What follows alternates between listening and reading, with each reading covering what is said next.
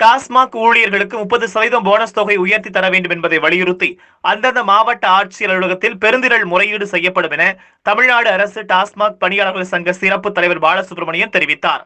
கரூரில் நடைபெற்ற ஆயத்த சிறப்பு கூட்டத்தில் கலந்து கொண்டு பேசிய அவர், கொரோனா காலத்திலும் தமது உயிரை துச்சமென நினைத்து பணியாற்றிய டாஸ்மாக் பணியாளர்களுக்கு 20% வழங்கப்படும் தீபாவளி போனஸ் தொகையை 30% உயர்த்தி தர வேண்டும் என்ற கோரிக்கையை வலியுறுத்தி அந்தந்த மாவட்ட ஆட்சியர் அலுவலகத்தில் பெருந்திரள் முறையீட்டில் ஈடுபடுவது என்று முடிவெடுக்கப்பட்டுள்ளதாக தெரிவித்தார். இந்த மாதம் 25ஆம் தேதி பல்வேறு கோரிக்கைகளை வலியுறுத்தி மேலாண்மை இயக்குநர் அலுவலகத்தில் நடைபெற இருந்த உள்ளிருப்பு போராட்டம் அடுத்த மாதம் 9ஆம் தேதிக்கு மாற்றம் செய்யப்பட்டுள்ளதாக தெரிவித்தார். கொரோனா பெருந்தொற்று நோய் நெருக்கடியிலும் உயிரை பணயம் வைத்து டாஸ்மாக் பணியாளர்கள் கோடிக்கணக்கான ரூபாய்களை அரசுக்கு சேமித்து கொடுக்கிறார்கள்.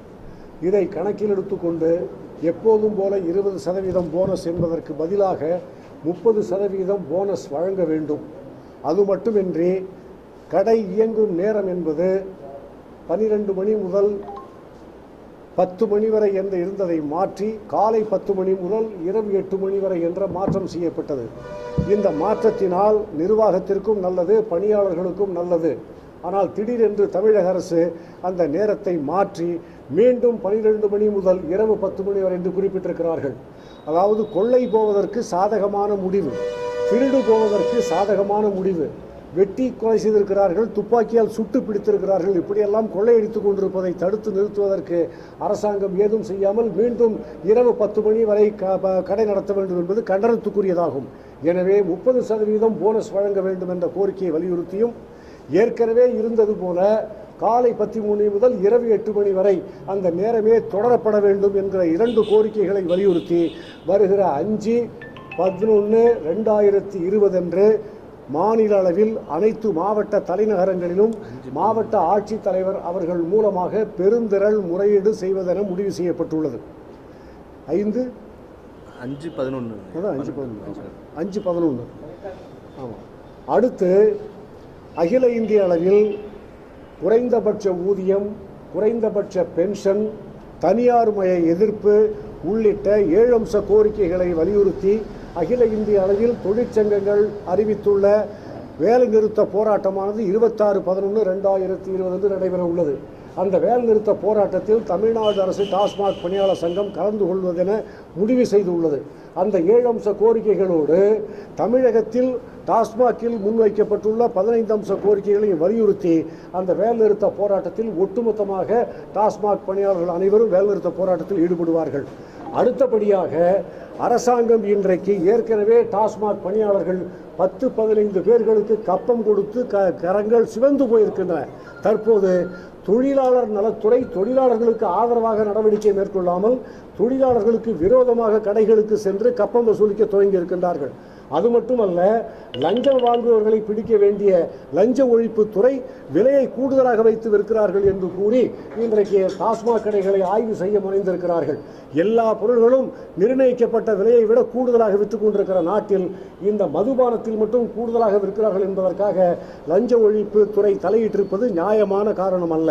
இது போன்ற 15 அம்ச கோரிக்கைகளை வலியுறுத்தி எங்களது தமிழ்நாடு அரசு டாஸ்மாக் பணியாளர் சங்கம் பணி நிரந்தரம், காலமுறை ஊதிய விகிதம் உள்ளிட்ட கோரிக்கைகளுக்காக 25/11/2020 அன்று அறிவித்திருந்த மேலாண்மை இயக்குநர் அலுவலகத்தில் உள்ளிருப்பு போராட்டத்தினை 9/12/2020 அன்று மேலாண்மை இயக்குநர் அலுவலகத்தில் உள்ளிருப்பு போராட்டம் நடத்த முடிவு செய்துள்ளது என்பதை தெரிவித்துக் கொள்கிறோம். இந்த போராட்டங்களை கணக்கில் எடுத்துக்கொண்டு மாண்புமிகு தமிழக முதல்வர் அவர்கள் உடனடியாக இவ்விஷயத்தில் தலையிட்டு பணியாளர்களுடைய கோரிக்கைகளை நிறைவேற்ற முன்வர வேண்டும் என கேட்டுக்கொள்கிறோம். கு. பாலசுப்ரமணியன், சிறப்பு தலைவர், தமிழ்நாடு அரசு டாஸ்மாக் பணியாளர் சங்கம்.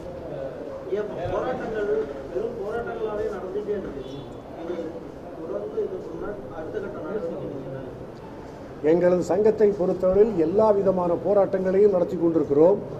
எங்களைப் போலவே இதர சங்கங்களும் தீவிரமான போராட்டங்களுக்கு ஒத்து வந்தால் நாங்கள் நிரந்தர காலவரையற்ற வேலைநிறுத்த போராட்டம் நடத்துவதற்கு தயாராக இருக்கிறோம்.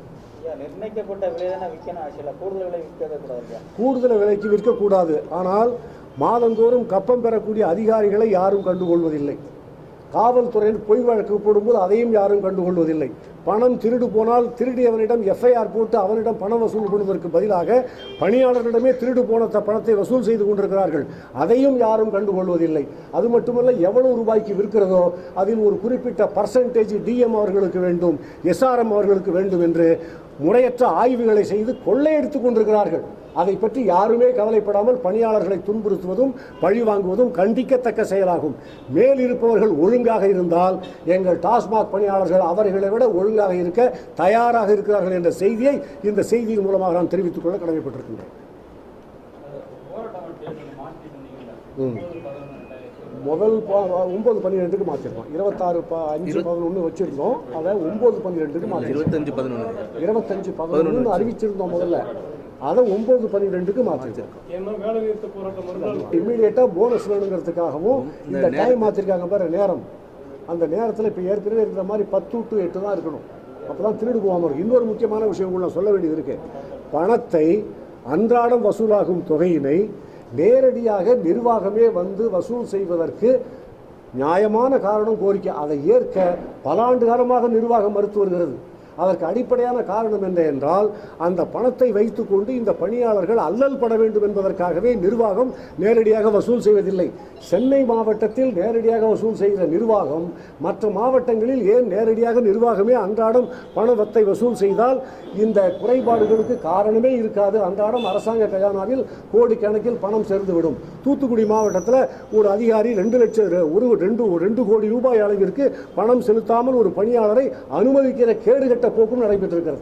அப்ப இந்த கேடுகட்ட போக்குகளை தடுத்து நிறுத்த வேண்டுமானால் அன்றாடம் வசூல் செய்ய வேண்டும் என்ற எங்களுடைய கோரிக்கையை நிர்வாகம் மறுத்து வருவது கண்டிக்கத்தக்க செயலாகும்.